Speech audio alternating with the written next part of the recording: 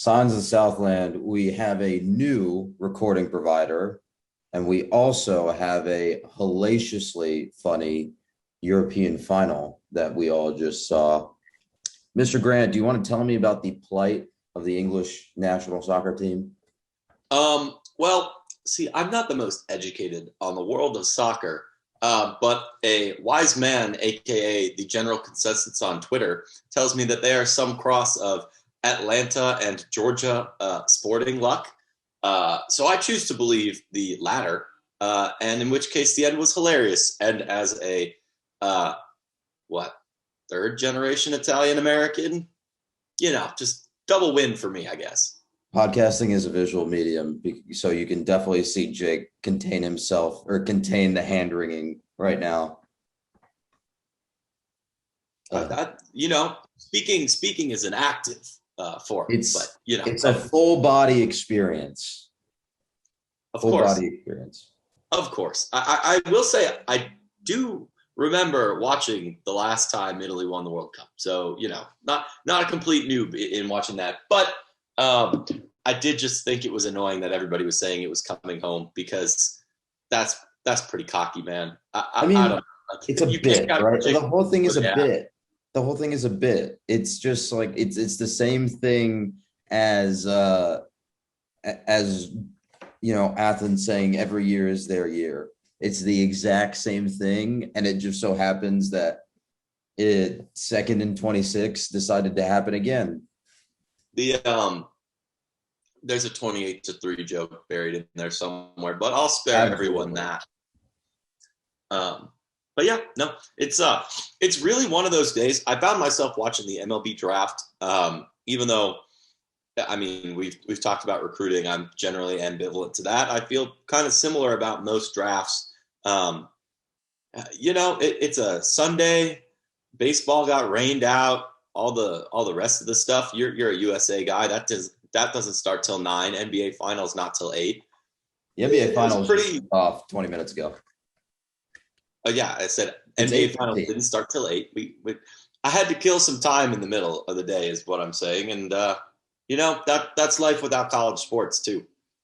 Yeah, it is the dregs of the college sports season, the doldrums, if you will. So to fill the void in everyone's heart, we are going to start previewing some of Georgia Tech's sports programs. Today, we're going to do track and field and also cross country. There's a lot of overlap between these two, so I figured we'd do it that way.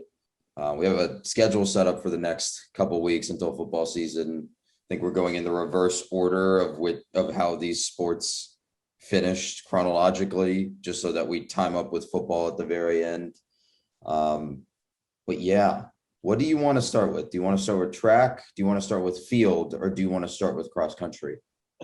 I think it'd probably be most fitting for our format to start with track and field. Obviously, cross country in a normal year would finish pretty late, but like Akshay said, there's a pretty massive overlap here.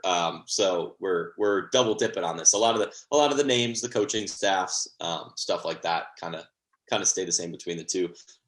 Track, though, you'll remember, is also the sport that's been done for the least amount of time. So especially in a preview like this, I don't think we can talk as much roster construction and event picking and what indoor track meets are going to look like in the spring, because honestly a lot of the time the schedule for those kind of throws us for the loop. But we can talk about the basics. We can hit on what they did this year and then circle back. It's an extremely early preview. It's like releasing a poll right after the final seconds of the football national championship, like CBS does Yeah. every year. you know but yeah, no, we get that, like, every person kind of comes into the non-rev sports in their own way too. So we want to make sure that we hit on some of the higher level stuff here this year too. This is the first year we really are digging in and doing sport specific previews. Usually those have been more written up, but this is more so you can follow along with some of the things that we say during the year that we might be more prone to just blow through. And with that, what is track, Akshay? What is track? Well, it's a very philosophical question. What is a track? What is the idea of a track? What is the concept of track? And really, to answer that, you have to think on your feet, literally. Track is a lot of running, and it's also a lot of throwing heavy objects and also jumping, among other things. So you'll see your usual hurdles, you'll see your sprints, anything during that second week of the Olympics where it's all track events on tape delay in the US on NBC. That is what you want to think of. So your hurdles, your long jumps, your javelins, your high jumps, all that stuff is what we're going to be talking about. And that being said, a lot of schools do a lot of events, right? The distribution here is not necessarily everyone has one athlete for every event. I think most schools run, but especially for since there's such a diversity of field events, you're not going to see full coverage. It's interesting you dove right into the Olympics things too, because for the longest time, there's several different groups of monetary distributions of money from the Olympics. But for the longest time, the only federation at the top of that pyramid was athletics. They call track and field athletics, but obviously a little bit different sense of the word here in America. 40 million apiece actually in the last TV deal. But though I guess in kind of our college sports context, obviously football is king, but basketball, baseball, volleyball, softball, track and field often gets kind of the short shrift, I think. But when it comes to the Olympics, they're actually the point of the pyramid. Now it's them, gymnastics and aquatics, which I think for our American television experience kind of makes sense, given the focus on those two sports. And honestly, it's track's biggest stage too. But like Akshay said, rowing, throwing, jumping, or not. Running, throwing, jumping, not rowing. That's different. What you would think of traditionally as athletics, Yes. the name is not necessarily incorrect. Is the bit here? Exactly. In terms of Georgia Tech specifically, we have 17 varsity sports. Track actually counts for 4 of those. Yes, the men's and women's teams, obviously, but each of those teams is also broken out into indoor and outdoor seasons as well. So yeah, I guess it's kind of unfair of us to cover 6 teams in one fell swoop, but again, there's a lot of overlap here. In terms of indoor track and cross country, you might be saying, hey, there's no indoor field house at Tech. There's no cross country course cutting through Midtown. So they don't really have home events, but in terms of outdoor track, you do get, what is it? 2? I think we usually have 2 home events every year. Yeah, 2 or 3 this past cycle. Yeah. And if we get ACC championships, which has happened because we have a relatively decent track, that adds another one to the ring. It's a relatively recently renovated physical surface. It's gold and navy now. Mostly it was faded out and reddish pink, generic track color. Back in the day, they tore down, I believe, the press box and bathrooms and didn't really replace them with anything. But when they finished Ken Byers, for those of you who've been to a tennis match, they put track stands on the backside of the tennis stands. So it's kind of like one facility sharing that upper concourse. So if there's going to be a home meet, it's there. Track in general, when it does come to meets, doesn't have dual meets or head-to-head matchups in the typical sporting sense of the term. Your Georgia Tech versus Syracuse basketball, your typical match, I guess.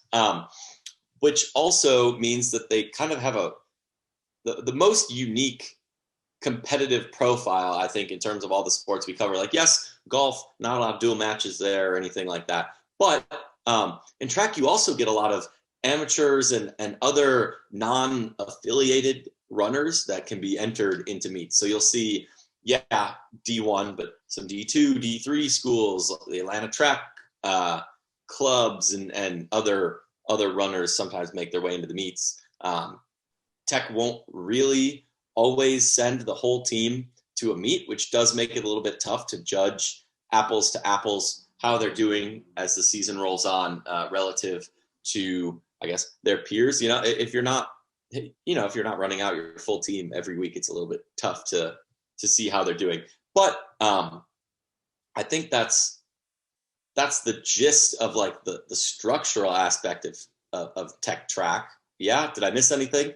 No, I would add, in addition, you also have 2 NCAA championships, right? You have the indoor and the outdoor championships because you have indoor and outdoor competition. I think the difference between indoor and outdoor is mainly for running because of the airflow, if I remember correctly. There's something to do with time adjustments based on airflow for the running, based on altitude. And so you have outdoor and indoor championships to account for that. Well, I mean, that's a whole interesting spiel you can get into in the world of running and track and cross country. You can sometimes see, past tech events in particular, a record get set and then not count because of how strong the wind was on a course on a given day, or at the outdoor track. You don't really have that same issue indoors. And also from a feasibility standpoint, the bigger you're making that indoor track, the more expensive that space is going to be to cover and heat, and it scale your issue scale. Yeah. Mm-hmm. Those maintenance costs go up. My fun little Jake aside is the first permanent indoor track in America was built in Oak Park, Illinois. So yay. That's my random Jake past life sport plug of the day. In terms of competition, there definitely is a lot of it. Wouldn't you say? Like, just in terms of like multi-day events, there's and so many. You have to think of college track meets and college, like in these kinds of athletic events, like you do for the Olympics. The Olympics is that track meet for the Olympics is a 1 week full long process with a bunch of events scheduled here and there. Mm-hmm. You have to think of these, you have to think of college athletics meets the same way, but they have to fit it into a weekend because quote unquote student athletes. So that's like a Thursday, Friday, Saturday, Sunday is what they're gonna is usually what they're gonna plan around. And obviously they also have like they have a shortened event schedule because they're not the Olympics. So we have a bunch of teams competing in a bunch of events on a bunch of weekends during the spring. There's a bunch of opportunities to watch them, usually on like ESPN Plus or ESPN3. Like we got a bunch of track meets on streaming this year, which was kind of cool to watch. Yeah, they were on like big ESPN, ESPN U, I think. They were like on the U. They were on. They were just on ESPN3. I think some of the bigger meets are on U, and they also get some commentary. Whereas some of the smaller meets that are just being streamed and you don't really get commentary, all you get is the PA announcer with the starts. Well, you got to think in context too. Large teams over many high schools, the amount of people, and it probably extends to people who listen to this podcast, let us know if it's you, that just ran track in high school or ran cross country in high school is just immense in this country. Like, for how much it doesn't always resonate in our like collective pop culture of sports, outside of Olympic years, like there's a substantial amount of people who ran track.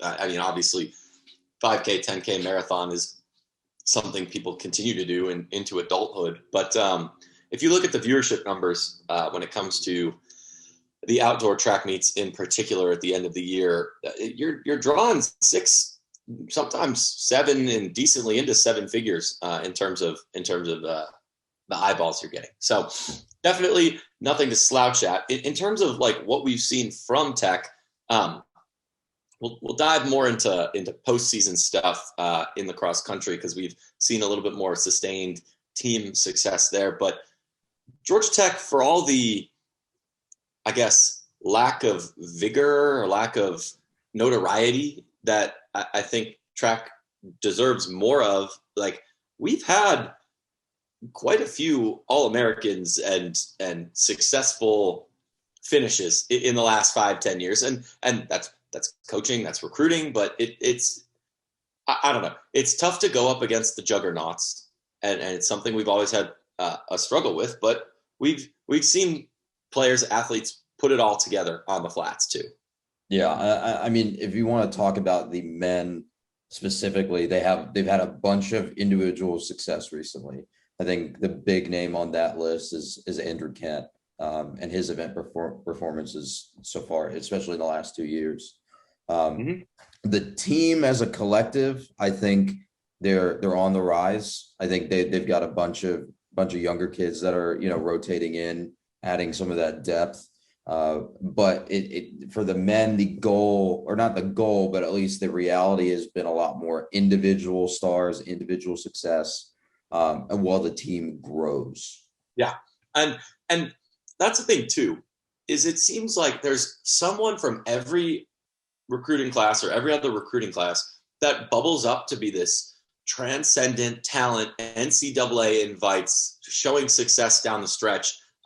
Andrew Kent obviously comes to mind, but if you go a little bit further back, like Nahom Solomon, one of the best to ever do it at Tech in definitely the more individual, quote unquote, podcasting, visual medium, blah, blah, blah, sports, like did not lack for talent. You see it, Tech churns out hurdlers, jumpers, like really nobody's business, especially on the women's side. You see it in obviously Bria Matthews this year, but in the past as well. Putting multiple people in an NCAA final is not a bad place to be. There's just not really a ton of up and down the roster All-American talent, right? And that's something you also kind of have to expect for a place without an indoor track. And nowhere soon is there going to be a place to put an indoor track on campus. Nowhere soon is there going to be the like we can complain 6 ways to Sunday about women's soccer, men's soccer, we want that, or beach volleyball, whatever. Oh, believe me, I'll complain. Oh yeah, for sure. But that's like the time now is to say, hey, there's a worthwhile reason that we're trying to put $3+ million into a track locker room and facility. Mm-hmm. That's what it takes is that investment. And even without that, like, I mean, Nat Page, we talked about the jumping and the hurdling. Other people see that too. Like he's going to go coach the Olympic team. That's a pretty clear endorsement of the past in terms of recent success for the track team, right? Yeah, and I would add to that, track is one of the sports that Tech has Olympic medals in, right? Shante Lowe went to the 2008 Beijing Games, and I have her page pulled up. She went to the 2008 Beijing Games and posted a bronze medal in the high jump. She did high jump and long jump at Tech. There's a bunch of other world championship medals here too. 2005 in Helsinki, there's a silver medal. And then in indoor, there's a gold medal in 2012 in Istanbul. And then in Doha in 2010, there's a bronze medal. She also holds the American record in the outdoor high jump at 2 meters, 2.05 meters, and that's from 2010. And then the indoor record of 2.02 meters in 2012. So you're looking at, some Olympic pedigree, especially for Nat Page. And like you said, he's the one that's going to the Olympics and coaching, the jumps team, the hurdles team. And speaking of the hurdles, you also have a bunch of athletes that have really been good at that in recent years, right? Especially at Tech. Yeah, I am. I added a note to our shot sheet before we get to cross country. But in terms of hurdling at Tech, that has definitely been at the top, and I'm absolutely blanking. Shame on me. It's time to consult the website to fill in his memory. It's only been 2-3 years, but you write about so many of these things. It goes in and out of these years. Women's track and field page, and we're looking at news, and we're trying to remember. So Bria Matthews was doing the long jump. Long and triple, yeah. Yeah, long and triple jumps. Janine Williams. I sat here, I thought about it long enough, and then it came back to me. Yes. Yeah. So it's Boom. You have a bunch. Like Janine Williams isn't the only one either. Like no, not at all. Not at all. We're just blanking on the names, but there's been a bunch that are this way. Like another example here. Olivia Moore was a second team All-American in the pole vault. So that's another, feather in that cap. You have Fegans doing and we were going to talk about Nicole Fegans running the 5K, Fegans running the 3K, Andrew Kent, like we talked about before, running the 3K, Liz Galarza running the 5K, Andrew Kent again running the 3K, and then Andrew Kent again in the men's 5K. So you have a bunch of these. You have a bunch of, again, it's all about that individual success. These teams are growing, these teams are getting better, but where we've seen, notable performances has been really at those individual levels. I feel like, and shame on us a little bit for this, but we spend a lot more time talking about a relatively similar sport, swimming, just because of our backgrounds as once and future swimmers. But how we talk about track should really reflect how we talk about swimming. Because at the end of the day, obviously Olympic pool is a little bit nicer facilities wise, but at the end of the day, you're really having the same like kind of phenomenon, right? Like, women's swimming top 30. How they do it? By having a couple really, really top tier athletes scoring points. That is the same thing we see in track, is it not? That and honestly, having Nicole Fegans, I heard on the Toddcast she's coming back for another year, and that was from the big man himself. So I'm going to assume that to be true, but obviously roster and injury and all. None of this roster. That's the danger. That was like her falling off the right now. That's the absolute danger of doing these previews right now, is that like we don't know what this roster is going to look like, and we're doing this preview like 2 months after the season is over. But at the same time, I think we can talk a lot more about sort of those high level trends, right? We could talk about the men's team as a whole. We could talk about the women's team as a whole. We can, educate on the setup of the sport and how it works and set you up for success. And so when the spring comes along or the later part of the fall, you can, you're able to digest what that format looks like. And I'd so much rather give them a whole episode now than have to jam something in the spring when we're talking about basketball, baseball, softball, football. It's busy. Stuff's busy. It really is. Honestly, blessed this summer for at least a little bit of a break. But yeah, in terms of returning contributors, Bria Matthews been around a while. Like we said, nothing's really set in stone until we see January, just because track, it's hard to capture roster turnover as much. It's hard to capture some of it's just not as public, right? If Jeff Sims were to, have a hangnail, the entire Twitterverse would know about it. And it's a little bit different when it comes to this. No hangnails for Jeff Sims, please. Knock on some wood, my guy. Could you hear that? Yes, we're good. Right. We're good. All right. I think we've spun our wheels on the track part. Yeah. So before we move over to cross country, I know you wanted to get to something. Yes. I think one of the aspects about these teams that is the most intriguing, the most interesting to me is the weird winding. Like, we can talk about Georgia Tech football history. It's fascinating, whatever. But like how that like seeps down into the weird twisting aspects of the rest of the we're football school, right? Football is going to drive what we do. I want to ask you a question, Akshay. Oh God. The answer is not obvious here. But who was our first track coach? Or cross country or whoever? My gut says Griffin, but I feel like it's actually Heisman. That is exactly correct. It was not Griffin. It was actually Heisman. Yeah, because Heisman was basically the athletic director in charge of 3-4 different teams because he coached basketball, baseball, football. Yep. Track, and I think he coached a little bit of tennis too. Renaissance man. Truly, and performed in Shakespeare plays on the side. But yes, Heisman was hired away to also be our track coach. Track, in turn of the 20th century, big deal sport too. It wasn't some all right, go do that thing. There was big money in track. But yes, they were also led by which other famous Georgia Tech football coach? Alexander. Yep, they were. Wow, you're making this too easy. Maybe I should. I've talked to you way too often is the problem.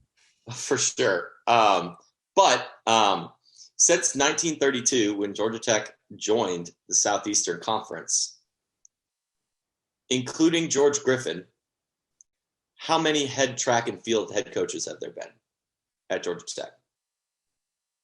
Can I just give you a range? No, it's an integer value. I want an integer. It's less than 10. How's that? There's like 32 million of those. I was gonna say less than 10. I really think it's the sweet spot is probably around 7. 4. I think that speaks to the longevity of the program, right? Like that is very, very consistent. Like Georgia Tech has kind of always sat at that. We're going to churn out a couple stars and make sure everyone else gets educated, and that's a successful experience. Georgia Tech also basically had the inaugural track and field and cross country SEC championships on lock. Let's see, what else do I have on these interesting things? Not a ton that we haven't really touched on in terms of concepts. But do you have any cross country ones by chance? Do I have some cross country ones? You have some cross country trivia as a segue. All right. What was their most infamous recruiting tool? Oh, crap. Freshman cake race. Yep. Started in 1911 by Coach George Griffin to find random people who could run in the Tech student body. So that's your rec club plug of this podcast too. Yeah. I mean, that do be something that we put on 3 times. It is, what was I going to say? It's helpful to tie that in for other students I've found and be like, hey, like that cross country team, like remember doing the freshman cake race? Yeah. You should care about them a little bit more because of that. And sometimes it works. It's also, a self-fulfilling prophecy because those track and cross country kids routinely just absolutely blitz the field in the freshman cake race. They're also, I'm pretty sure they get forced to do it. Yeah. Tradition, man. Not just rec club waking them up. I'm pretty sure they just get normally forced to do it. Tradition. All right, let's actually talk about cross country at length. What is cross country? The rest of my stuff was just about random gold medals and stuff. So we'll pad time. We'll pad time later. Every podcast is someone's first. Every podcast is someone's first. What is cross country? Cross country at its core is a long running. It is what it sounds like. It's what's written on the tin. Cross country running.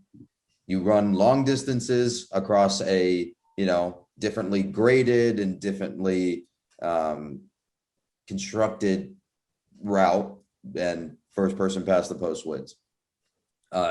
Where do they play on campus? Well, they don't have a dedicated facility like Griffin Track. We don't, like Jake said earlier, we don't have a dedicated cross-country course on campus or even in town. So what they'll do is they'll basically plot a route around Atlanta and they'll run that route for practice. And then they'll go out to these competitions. And then they'll practice on those, or they'll run on those more diverse construction courses. I see you're adding to the shot sheet while I'm talking. Yep. I was hoping you'd just read off what I was typing as I was typing it, but too slow. All right. Jake's suggestion is that they cap the connector so that Tech can build a cross-country course through the parks that are slated for that development. That's a whole nother podcast there, I think. maybe next summer. We'll see if it's actually a thing. Multiple podcasts.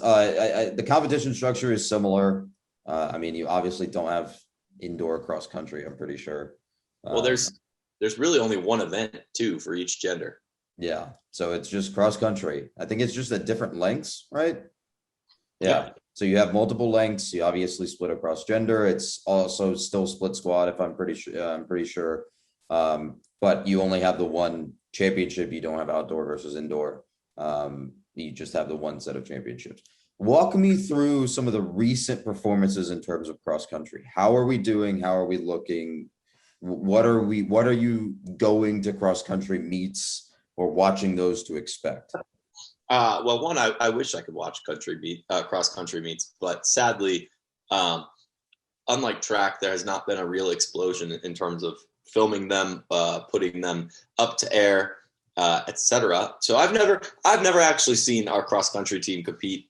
That is my honest truth, sir.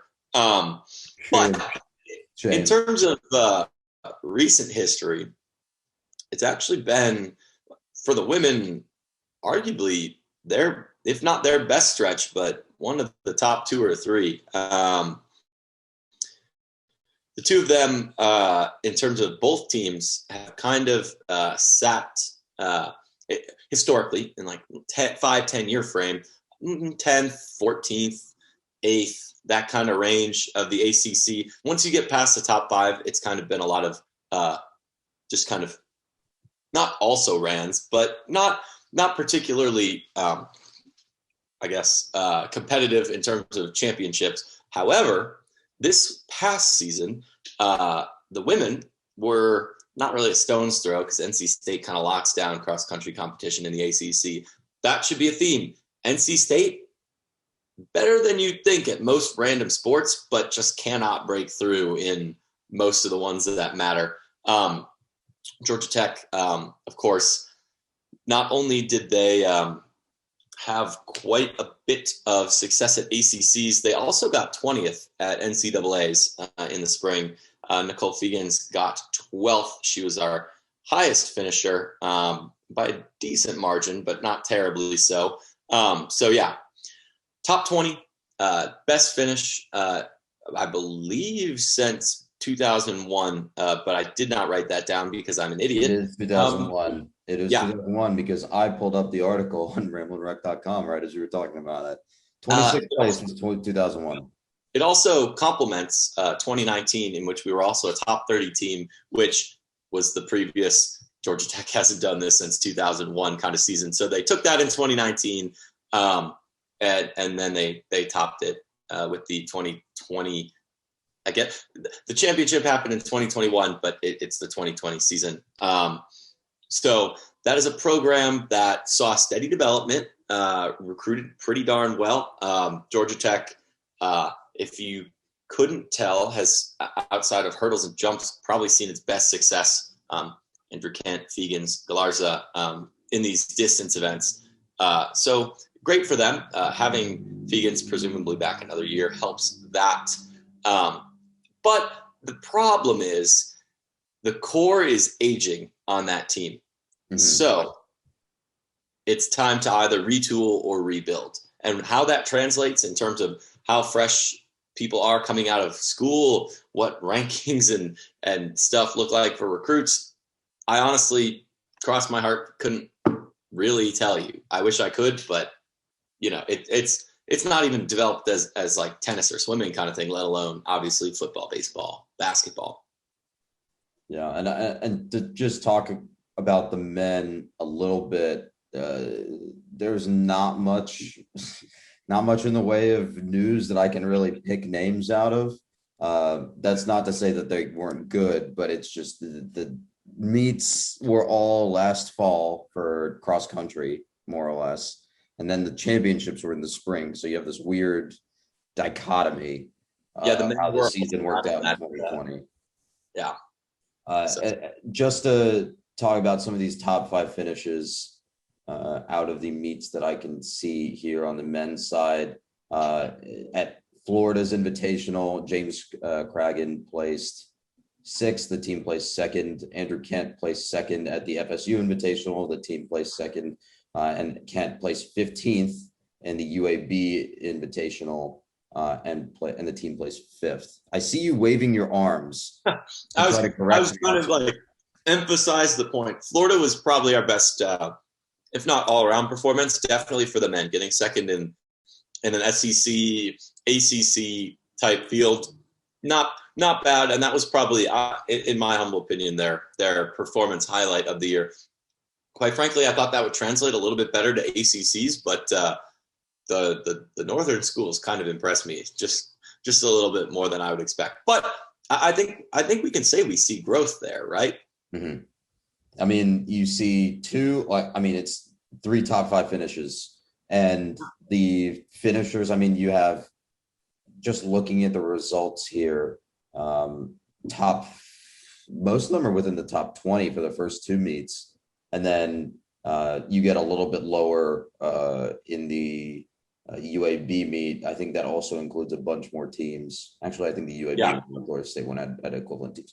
But the point remains that they're still doing pretty well. I think they're more of a, not necessarily a rebuild and retool, but they're still evolving, right? How does the depth, who separates themselves in terms of the depth? Who is Andrew Kent coming back? Because I know before we recorded, you were saying that he was a senior. Is he coming back for his second senior year? These sorts of things. How does that roster look, and how does that roster produce? These are questions that, like, they seem like cliche questions, right? But at the same time, they're not. They're actually, I'm asking these in serious ways. Oh yeah, it's who separates themselves from the pack, both literally in terms of the race and metaphorically in terms of who steps up. I would agree. I think the men's team just has a lot of kids that are slotting in with very similar times, and you know what? Great. We just need, you can have a team of a lot of depth, and that's awesome, but there also needs to be just one or two that break through. And I think that's probably their biggest question going into next year is somebody gonna, or some more than Andrew Kent. Craggan's had some great races, just be more, I guess they want to get more top heavy than they are, which sounds weird to say, but. So yeah, just to talk about their normal schedule. Last year, they only had 3 invitationals on both sides, which I don't feel is particularly, regular. I'm looking back at 2019, and they had 5 meets between August and November, and that includes ACC championships and the NCAA regional. I think that's more of your normal schedule, your normal year. So look for a little bit more diversity in terms of results, in terms of who steps up. Because, I mean, 3 meets is 3 meets, and they were all Southeastern meets. So let's see how that lineup evolves. And I'm sure the women's meets are similar, right? They'll have, I'm actually going to check that while I'm here. They'll have a similar number of meets. They'll have a lot more opportunities for results, but like we were saying with the women, the deal is they also had 5. The deal with the women is, how do they separate, like, who separates themselves in the younger part of the pack? Some of the old guard is rotated out. How do they move forward? How do they continue to produce that NCAA top 20 level moving forward? Yep.